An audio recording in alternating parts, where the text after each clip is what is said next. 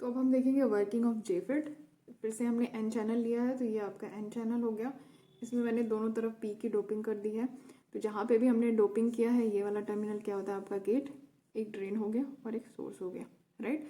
तो हम इसमें आपको मैंने बताया कि हम पी एन जंक्शन को रिवर्स बायस दो कंडीशन में करेंगे।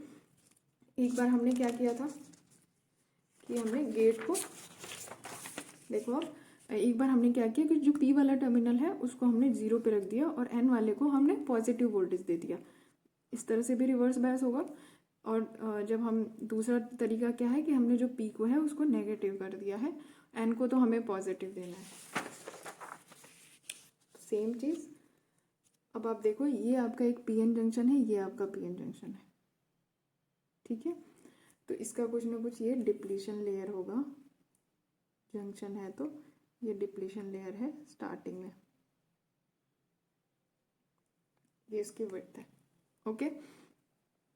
हमने क्या किया हुआ है, देखो मैंने कहा कि जब भी आपको करंट फ्लो कराना है, मतलब इलेक्ट्रॉन आपका फ्लो करे, उसके लिए सबसे पहली चीज़ मैंने क्या बताई थी वाटर एनालॉजी में, कि उस टैंक में आपका वाटर होना चाहिए, फुल टैंक होना चाहिए।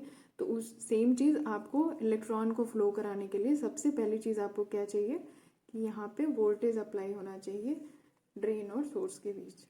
तो हमने यहाँ पे एक वोल्टेज अप्लाई कर दिया, positive voltage, that is VDD, ठीक है। तो फर्स्ट थिंग ये करेंगे। अब हम एक केस फर्स्ट लेते हैं। इसमें हमने क्या किया कि जो गेट वोल्टेज है उसको हमने जीरो किया, 0 वोल्ट पे रख दिया है, और जो VDS है इसको हमने एक पॉजिटिव वोल्टेज दे दिया है, VDS इज ग्रेटर देन 0, एक पॉजिटिव वोल्टेज दे दिया और इसको हमने फिक्स कर दिया है 0 वोल्ट पे, राइट। इसको 0 वोल्ट पे फिक्स करने का मतलब ये हमने सोर्स को क्या कर दिया, ग्राउंड, 0 वोल्ट दिया और गेट को यहीं से कनेक्ट कर दिया, ठीक है। गेट और सोर्स दोनों को हमने एक टर्मिनल से कनेक्ट किया और इसको 0 वोल्ट दे दिया। मतलब आपका VGS क्या है, VG minus VS that is equal to 0 volt, ये 0 वोल्ट है। और हमने क्या किया, VDS को ग्रेटर देन 0, यहाँ पे एक वोल्टेज लगा दिया VDD, VDS मतलब VD माइनस VS, इसको हमने 0, ये आपका VS को हमने 0 कर रखा है, मतलब VD जो है उसको हमने क्या कर दिया, एक वोल्टेज दे दिया है VDD, क्लियर है। पहले केस में सबसे पहले आप ये बना लिया हमने एक सर्किट, उसमें हमने क्या किया कि सबसे पहले मैंने आपको बताया था कि करंट के फ्लो, मतलब इलेक्ट्रॉन का फ्लो हमें चाहिए, तो उसके लिए हमें क्या करना पड़ेगा, सबसे पहले VDS हमें कोई पॉजिटिव वैल्यू अप्लाई करनी पड़ेगी, वो हमने अप्लाई किया। और हमें VG को 0 रखना है, तो हमने क्या किया, VGS को 0 रखने के लिए S को हमने ग्राउंड कर दिया और दोनों को सेम टर्मिनल से कनेक्ट कर दिया। अब यहाँ पे भी 0 वोल्ट है, ये भी 0 वोल्ट है, राइट। और इन दोनों के बीच में एक पॉजिटिव पोटेंशियल डिफरेंस होना चाहिए, यहाँ पे 0 है, यहाँ पे एक पॉजिटिव वोल्टेज है, क्लियर होगा।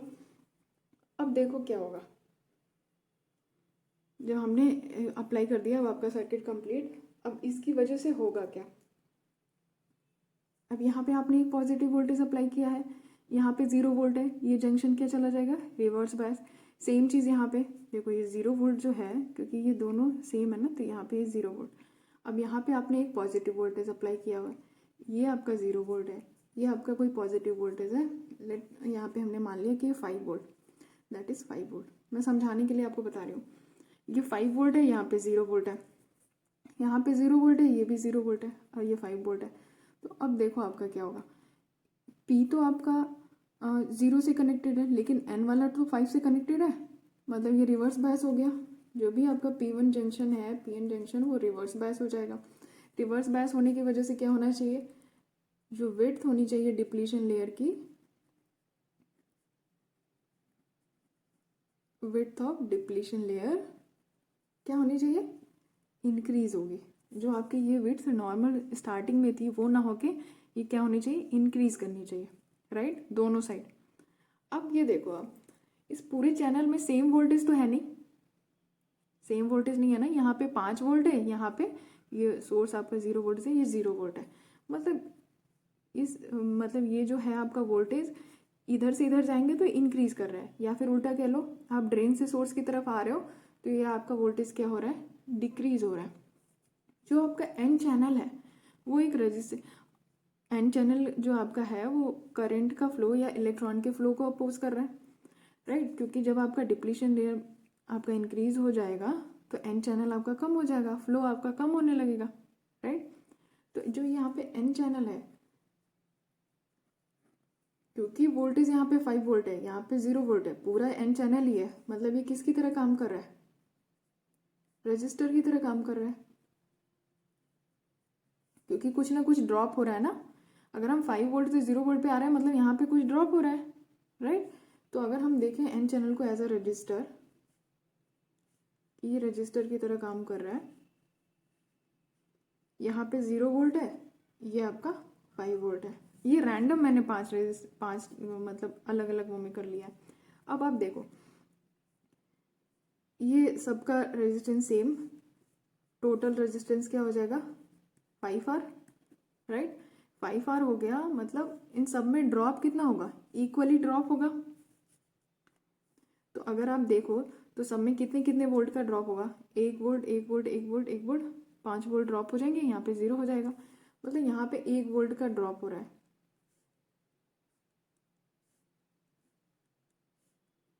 मैं बस समझाने के लिए कर रही हूँ कि क्या हो रहा है इसमें, कैसे ये 5 से 0 पे आ रहा है, क्योंकि रजिस्टर की तरह काम कर रहा है। तो यहाँ पे देखो आप, अगर यहाँ से 1 वोल्ट का ड्रॉप होगा तो यहाँ पे वोल्टेज कितना हो गया 4 वोल्ट, फिर यहाँ पे फिर से 1 वोल्ट का ड्रॉप हो गया, यहाँ पे 3 वोल्ट, यहाँ पे 2 वोल्ट, ये 1 वोल्ट, फिर ये 0 वोल्ट। इस तरह से आपका क्या हो रहा है, वोल्टेज जो है वो कम हो रहा है। समझ में आ रही बात। तो अगर आप देखो यहाँ पे 5 वोल्ट है, यहाँ पे 4 वोल्ट होगा, ठीक है, फिर यहाँ पे 3 वोल्ट 2 वोल्ट 1 वोल्ट 0 वोल्ट, तो क्या ये जो डिप्लीशन लेयर की जो विड्थ इंक्रीज होगी वो क्या सब सिमिलर होगी, मतलब जितना यहाँ पे इंक्रीज होगा सेम यहाँ पे होगा, नहीं। इसलिए क्योंकि वोल्टेज जो है आपका वो पूरे चैनल में जो डिस्ट्रीब्यूटेड है वो अलग अलग है, क्योंकि रेजिस्टेंस तो देखो सारे सेम थे, पर ड्रॉप होता जा रहा है ना हर एक रेजिस्टेंस पे, तो हर पॉइंट पे आपका वोल्टेज क्या होगा, अलग होगा। मान लीजिए यहाँ पे आपका 4 वोल्ट है, राइट, यहाँ पे आपका 0 था, यहाँ पे आया आपका 1 वोल्ट। तो अब देखो जब पीएन जंक्शन आप देखोगे, यहाँ पे जो सोर्स के साइड पे ये जंक्शन देख रहे हो आप, तो ये तो 0 पे है और ये 1 वोल्ट पे है, तो डिप्लीशन लेयर थोड़ी सी बढ़ेगी। पर अगर आप इस पॉइंट पे देखोगे तो ये पी तो आपका 0 पे है, पर यहाँ पे वोल्टेज क्या है इनका 4 वोल्ट। सेम चीज़ यहाँ पे 0 है, यहाँ पे 3 वोल्ट है, यहाँ पे 0 है, यहाँ पे 2 वोल्ट है। तो जो आपका स्टार्टिंग में ये था आपका, अब ये ना होके अब आपका क्या हो जाएगा, डिप्लीशन लेयर जो है वो चेंज होगी और हर जगह जो है इक्वली इंक्रीज नहीं करेगी।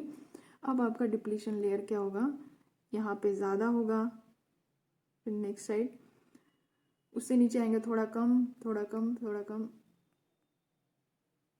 ऐसे इंक्रीज होगा, राइट। सेम चीज़ इस साइड भी होगी, जो ये ड्रेन के साइड पे आपका पीएन जंक्शन बन रहा है वहाँ ज़्यादा होगा और फिर इधर थोड़ा कम,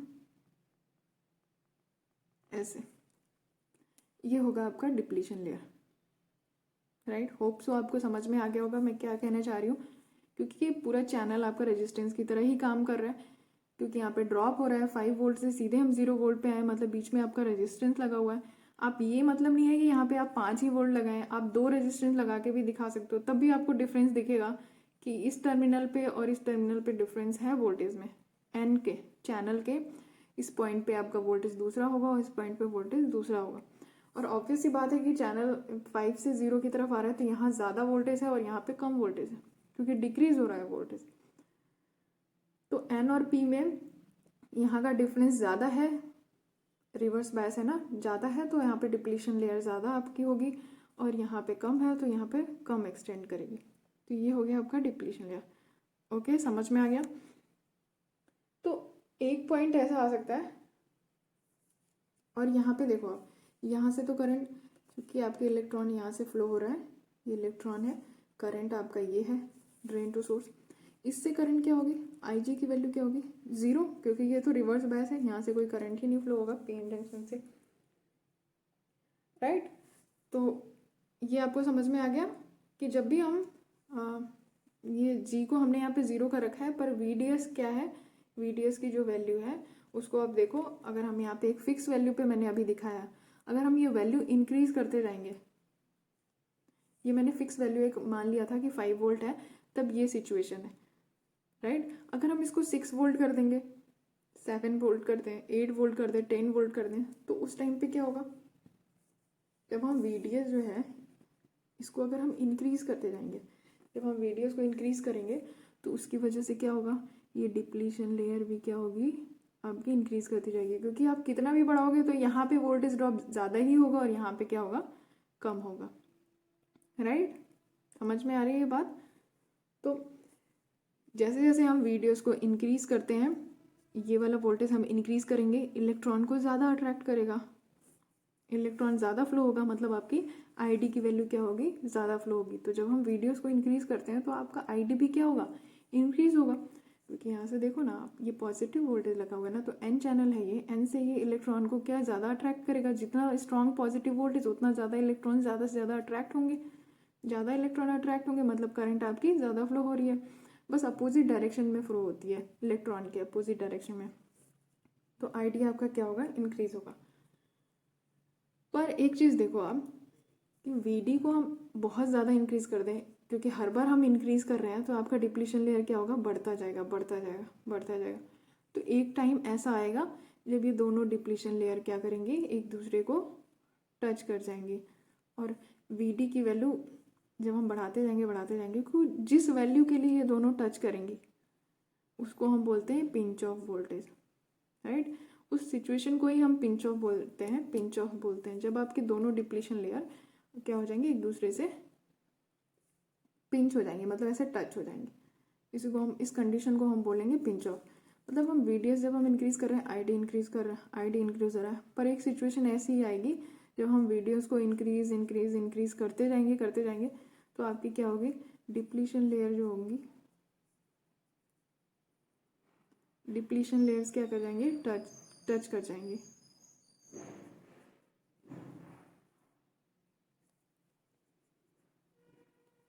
तो उस कंडीशन में क्या होगा, अगर आप ऐसे सोचो तो उस कंडीशन में क्या होना चाहिए, जब आपकी दोनों लेयर आपकी टच हो जाए तो उस कंडीशन में क्या होना चाहिए, इलेक्ट्रॉन का जाने का रास्ता तो बंद हो गया, बंद हो जाना चाहिए, और उसकी वजह से आपकी ID क्या होनी चाहिए, करंट जब इलेक्ट्रॉन यहाँ से जाएगा नहीं तो ID क्या हो जाना चाहिए, 0 हो जाना चाहिए, राइट, होना यही चाहिए। पर ऐसा नहीं होता, रियलिटी में ये सिचुएशन कभी नहीं आती कि आपके जो डिप्लीशन लेयर हैं वो एक दूसरे को टच कर जाए, ठीक है, ये आप ध्यान रखोगे। देखो इस पूरे प्रोसेस में आपको क्या ध्यान रखना है कि सबसे पहले आपको वर्किंग स्टार्ट करने के लिए आपको D और S के बीच में एक सप्लाई देनी होगी ताकि इलेक्ट्रॉन फ्लो हो, राइट। जब इलेक्ट्रॉन फ्लो होगा तब हम उसके बाद देखेंगे कि हमें PN, क्योंकि हमें इस फ्लो को कंट्रोल करना है, वो हमारा गेट से होगा। तो यहाँ पे हमने क्या किया, VGS को फर्स्ट केस में हमने क्या किया, इसको 0 वोल्ट कर दिया है, अब ये इसको फिक्स कर दिया है 0 वोल्ट पे। हम इसकी वैल्यू को, ये जो आपका D2S जो है वोल्टेज, इसको हम इंक्रीज़ करते जा रहे हैं, जैसे जैसे हम इस पर पॉजिटिव वोल्टेज ज़्यादा देंगे ये इलेक्ट्रॉन को ज़्यादा अट्रैक्ट करेगा, ज़्यादा से ज़्यादा इलेक्ट्रॉन फ्लो होंगे और यहाँ से करंट ज़्यादा फ्लो होगी, राइट। लेकिन उसकी वजह से ये आपकी डिप्लीशन लेयर भी आपकी इंक्रीज़ होती जा रही है, डिप्लीशन लेयर आपकी इंक्रीज़ होती जाएगी क्योंकि आप VD बढ़ाते जा रहे हो, तो एक टाइम ऐसा आएगा कि ये दोनों को टच कर रहे हैं। ऐसा थ्योरेटिकली है, पर प्रैक्टिकली ऐसा नहीं होता, क्योंकि क्यों नहीं होता, देखो जब हम ये सिचुएशन ले आएंगे, पिंच ऑफ के केस में क्या होगा, डिप्लीशन लेयर आपकी क्या हो जाएंगी, टच कर जाएंगे एक दूसरे को, ठीक है, ऐसा थ्योरेटिकली है, पर ऐसा नहीं होगा, क्योंकि देखो जब आपकी लेयर टच हो जाएंगे, टच कर देंगे एक दूसरे को, तो उस केस में क्या होगा, उसकी वजह से क्या होना चाहिए, आपका ID क्या हो जाएगा, 0। ID 0 होने का मतलब क्या हुआ, ID 0 होने का मतलब इसमें ये जो रेजिस्टेंस है यहाँ पे कोई करंट नहीं फ्लो हो रहा है, मतलब हर जगह वोल्टेज क्या हो गया, सेम हो गया, मतलब यहाँ पे अगर 0 है, सेम चीज़ हो गई, तो यहाँ पे ये जो PN जंक्शन जो है वो रिवर्स बायस में ही नहीं आएगा, क्योंकि यहाँ पे कोई वोल्टेज ही नहीं होगा ना, कोई ड्रॉप नहीं होगा, वोल्टेज क्या हो गया, I यहाँ पे 0 हो गया, तो यहाँ पे भी 0 वोल्ट, ये भी 0 वोल्ट, कोई आपका ये डिप्लीशन लेयर वाला जो कॉन्सेप्ट है वो आएगा ही नहीं, जो विड्थ जो इंक्रीज होने वाली बात है वो कंडीशन है ही नहीं, तो उसकी वजह से क्या होगा, ये कभी एक दूसरे को टच ही नहीं करेंगे, दोनों कॉन्ट्रडिक्ट कर रहे हैं, समझ में आ रहा है आपको। जब ये टच होने का मतलब है, मतलब आईडी आपका ज़ीरो होना, आईडी ज़ीरो होने का मतलब कि यहाँ पे जो वोल्टेज ड्रॉप हम देख रहे थे, ये डिफरेंसेस की वजह से ही तो आपका डिप्लीशन लेयर बन रहा था। वो डिफरेंस ही नहीं रहेगा तो ये डिप्लीशन लेयर बनेगा ही नहीं, उसका मतलब। तो जब बनेंगे ही नहीं डिप्लीशन लेयर ये विड्थ उसकी, तो फिर यहाँ से टच कैसे होगा? तो ये चीज़ आप ध्यान रखोगे। मैं आपको सिर्फ कॉन्सेप्ट बता रही हूँ कि क्या क्या चीज़ें होती हैं। आप लोग बुक से पढ़ना, वो मतलब लिखने का जो प्रोसीजर है कि आपको कैसे लिखना है, वो आप बुक से देखना। यहाँ मैं बस आपको कॉन्सेप्ट समझा रही हूँ। तो होप सो आपको समझ में आ गया होगा अभी तक का जो हमने बताया है, ठीक है। तो जब भी आपका ये दोनों डिप्लीशन लेयर जिस वोल्टेज के लिए, ये VDS की जिस वोल्टेज के लिए आपका ये डिप्लीशन लेयर टच करने वाले हैं या टच करेंगे, उस वोल्टेज को हम क्या बोलते हैं? पिंच ऑफ वोल्टेज बोलते हैं। और जो टच करने वाली कंडीशन है इसको हम बोलते हैं पिंच ऑफ, ठीक है। तो ये आपको समझ में आ गया होगा। तो अभी हम देख रहे थे वर्किंग ऑफ जेफिट, जिसमें फर्स्ट केस था क्या था हमारा, VGS को हमने क्या किया 0 और VDS को हम क्या करेंगे इंक्रीज कर रहे हैं, जो कि ग्रेटर देन 0 रखे, क्योंकि मैंने आपको बताया कि करंट को फ्लो करने के लिए सोर्स टू ड्रेन सबसे पहले हमें ड्रेन टू सोर्स वोल्टेज कुछ अप्लाई करना पड़ेगा, राइट। तो वो हमने क्या लिया ग्रेटर देन 0, मतलब कुछ वोल्टेज अप्लाई कर दिया। और पहले केस में हम क्या करते हैं, VGS को क्या करते हैं फिक्स रखते हैं, राइट। VGS को हमने 0 पे फिक्स कर दिया। अब हम VDS को इंक्रीज करते जाएंगे। तो देखिए इस पहले केस में अगर हम ये देखो आप, तो ये सेम हमने N चैनल जेफिट बनाए रखा है, जिसमें हमने VGS को क्या कर दिया फिक्स कर दिया 0 पे, और एक सप्लाई दे दी हमने प्लस VDS, एक सप्लाई दे रखी है। तो उस केस में क्या होगा, ये आपका एक डिप्लीशन लेयर आएगा, राइट। क्योंकि ये रिवर्स बायस है, मैंने बताया आपको कि दो तरीके से हम रिवर्स बायस कर सकते हैं। एक तो हमने P को जो है, P वाला टर्मिनल है यहाँ पे, इसको हमने 0 पे कर दिया, और N वाला जो टर्मिनल है वहाँ पे हमने एक पॉजिटिव सप्लाई दे दी, तो रिवर्स बायस में है, राइट। इसमें हमने ये किया। अब हमें क्या करना है, VDS को इंक्रीज करना है। तो अब हमने क्या किया, इस VDS को थोड़ा सा इंक्रीज कर दिया।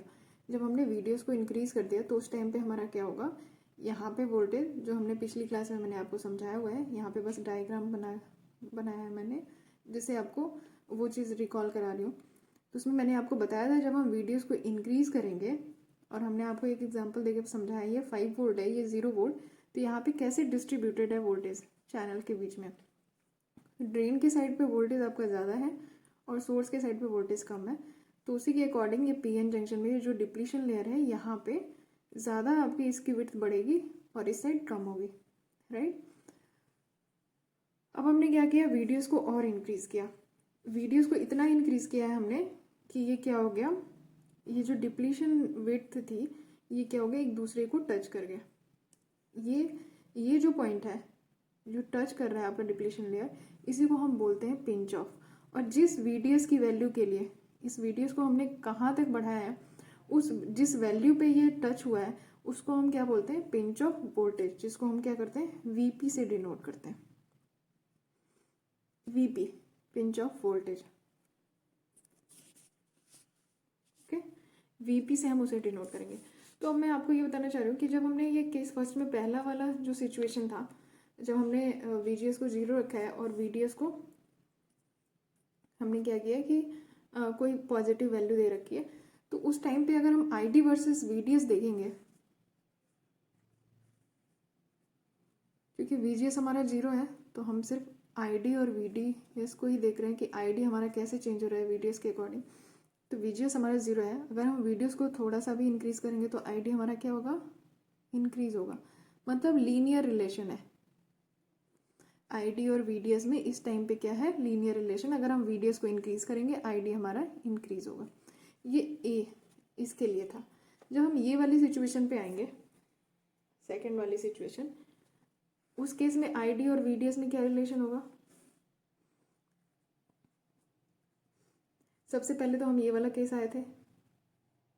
सेकेंड केस में क्या किया इन्होंने कि हमने VDS को और बढ़ा देना है। इस केस में अगर आप देखो तो R क्या है, कांस्टेंट है। देखो यहाँ पे स्लोप क्या है, स्लोप यहाँ पे I/V है, और आपका रेजिस्टेंस क्या होता है, V/I होता है। दैट मीन्स अगर आपको रेजिस्टेंस निकालना है तो 1 स्लोप है। समझ में आ रहा है ना। तो यहाँ पे R जो है आपका कांस्टेंट है, सेकेंड टाइम जब हम वीडियोस को और थोड़ा इंक्रीज़ कर रहे हैं उस केस में हमारा क्या होगा, क्योंकि आप देखो तो इसका रेजिस्टेंस क्या है, वेरी हो रहा है। इस वाले केस में तो कांस्टेंट रेजिस्टेंस था, वोल्टेज हर जगह सेम था, राइट। पर सेकंड वाले इस वाले केस में आप जब देखो तो इसका रेजिस्टेंस कहाँ पे ज़्यादा कहाँ पे कम है, धीरे धीरे आपका रेजिस्टेंस यहाँ पे कम, फिर उसके बाद क्या हो रहा है, ज़्यादा होने लग रहा है। तो चैनल का जो रेजिस्टेंस है वो यहाँ पे क्या हो रहा है, चेंज हो रहा है, कुछ ना कुछ चेंज होगा। मतलब लीनियर तो नहीं रहेगा, मतलब ये लीनियर स्लोप लीनियर नहीं होगा। स्लोप अगर लीनियर होता मतलब आर जो है कांस्टेंट है, क्योंकि v इज इक्वल टू क्या होता है, आई आर। v को बढ़ा रहे हैं उसी रेशियो में i भी बढ़ रहा है, मतलब r आपका कांस्टेंट है। पर इस वाले केस में क्या होगा, आपका r कांस्टेंट नहीं होगा। इस वाले सिचुएशन को हम बोलते हैं चेंजिंग चैनल रेजिस्टेंस। यहाँ पे आपका चैनल का रेजिस्टेंस जो हो रहा है वो चेंज हो रहा है। यहाँ पे इस वाले केस में चैनल का रेजिस्टेंस जो था वो कांस्टेंट था, पर यहाँ पे चेंज हो रहा है। सेकेंड, जब इस वाली कंडीशन की बात करें, यहाँ पे इस वाली केस में क्या होगा, जब हम I D versus V D S देखेंगे तो तो सबसे पहले तो वी डी एस धीरे धीरे इंक्रीज होगा, है ना। उसके बाद क्या होगा, एक टाइम के बाद ये क्या हो जाएगा, चेंजिंग चैनल रेजिस्टेंस वाला पोर्शन आएगा, मतलब ये लीनियर तो नहीं होगा, ठीक है। अब ये वाली थर्ड वाली कंडीशन की इससे और ज़्यादा बढ़ा दिया, मतलब ये pinch off V D S की ये वैल्यू जिसपे ये पिंच ऑफ वोल्टेज यहाँ तक बढ़ा दिया, उसके बाद क्या होगा, आपका करंट कांस्टेंट हो जाएगा। कांस्टेंट क्यों, इसको मैंने आपको डिस्कस किया ये यहाँ पे तो टच होते हुए दिखा रहे हैं हम, सी वाले पोर्शन में आप देखो, इसको मैं टच होते हुए दिखा रही हूँ, पिंच ऑफ वोल्टेज है जहाँ पे ये दोनों लेयर्स टच हो गई। अब किस वोल्टेज के लिए ये टच किया है, that is pinch of voltage. अब पिंच ऑफ वोल्टेज, अब इस टाइम पे अगर आप देखो तो ये तो दोनों को टच कर गए, तो इसमें कोई भी करंट फ्लो नहीं करनी चाहिए क्योंकि इसका रास्ता तो ब्लॉक हो गया। पर ऐसा रियलिटी में नहीं होगा, ये कभी एक दूसरे को टच नहीं करेंगे। क्यों, क्योंकि जब देखो पहली चीज़ आप ध्यान रखो कि यहाँ पे जब जैसे जैसे हम वीडियस बढ़ा रहे हैं हमारा आईडी इंक्रीज करता जा रहा है, इंक्रीज करता जा रहा है, कर रहा है।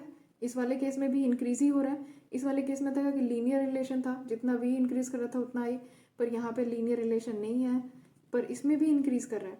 पर इस वाले केस में क्या होगा, वाकई में ये एक दूसरे को टच नहीं करेंगे, क्योंकि जब टच करने से जस्ट पहले जो करंट होगी वो मैक्सिमम करंट होगी, राइट। जब एक दूसरे को टच कर देते हैं, मान लीजिए कि रियलिटी में टच कर दिया, अगर ये टच कर देंगे तो आईडी क्या हो जाएगा, जीरो। समझ में आया, मतलब इसमें कोई करंट नहीं फ्लो होगी। करंट अगर नहीं फ्लो होगी, जैसा कि मैंने पिछली क्लास में बताया कि ये आपका रेजिस्टेंस की तरह काम कर रहा है, कोई करंट फ्लो नहीं होगा, मतलब इसमें वोल्टेज ड्रॉप जो है इस पूरे रेजिस्टेंस में कुछ नहीं है, ज़ीरो है। मतलब जो पोटेंशियल यहाँ का होगा सेम पोटेंशियल यहाँ का होगा। तो ये डिप्लीशन लेयर जो आपकी इंक्रीज हुई है, इधर ज़्यादा इधर कम, उसका तो सिचुएशन ही नहीं आएगा, मतलब ये वाली सिचुएशन आएगी ही नहीं।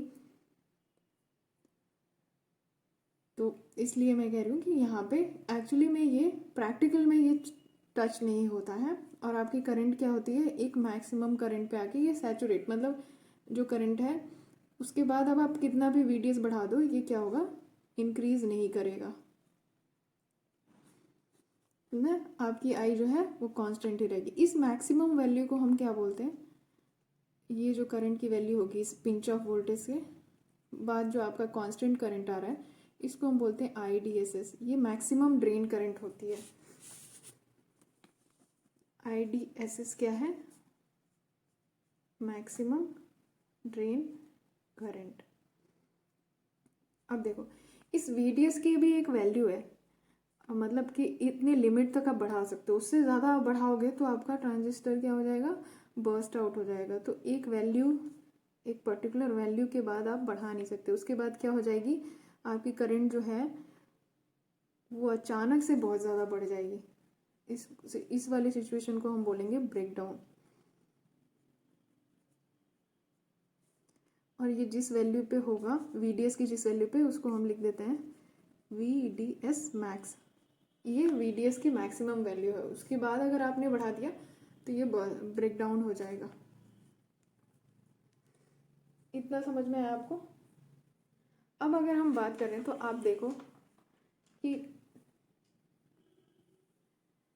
ये इसको हम IDSS क्यों बोल रहे हैं, क्योंकि ये ड्रेन टू सोर्स करंट है और इस एस का मतलब होता है शॉर्ट सर्किट। शॉर्ट सर्किट मतलब VGS को हमने क्या किया, जीरो है ना, दैट मीन इनपुट वोल्टेज को हमने शॉर्ट सर्किट किया है, इसलिए IDSS डिनोट किया है। अब एक चीज़ आप देखो, ये जो IDSS करंट कब आ रही है, जब हमारा VDS क्या है, VP से ज़्यादा है और VDS मैक्स से कम है। तो उस केस में हमारा क्या होगा, जो डिवाइस है एक कांस्टेंट करंट देगा। तो आप कह सकते हैं कि JFET act as a constant current source. Constant current source की तरह काम करेगा कब, जब आपका क्या होगा, कांस्टेंट करंट सोर्स का मतलब क्या होगा, एक कांस्टेंट करंट फ्लो करेगा, मतलब जो कि ये वाला पोर्शन है उसकी बात कर रहे हैं। मतलब ID is equal to IDSS होगा किस सिचुएशन में, व्हेन VDS की वैल्यू क्या होगी, VP से ज़्यादा होगी एंड ये मैक्सिमम वैल्यू को क्रॉस नहीं करना चाहिए वरना करंट आपकी अचानक से बढ़ जाएगी। VDS should be less than VDS max. अगर ये सिचुएशन, ये वाली कंडीशन फॉलो करेगी, इसको आप ऐसे भी लिख लो, greater than VP and VDS मैक्स। इस सिचुएशन में अगर ये वाली कंडीशन आपको फॉलो करेगी तो आपका JFET किसकी तरह काम करेगा, एक कांस्टेंट करंट सोर्स की तरह काम करेगा। ठीक है, तो ये था आपका केस फर्स्ट, जिसमें हमने क्या किया था, VGS को फिक्स किया और हमने VDS को वेरी किया है। अब हम पढ़ेंगे सेकंड केस।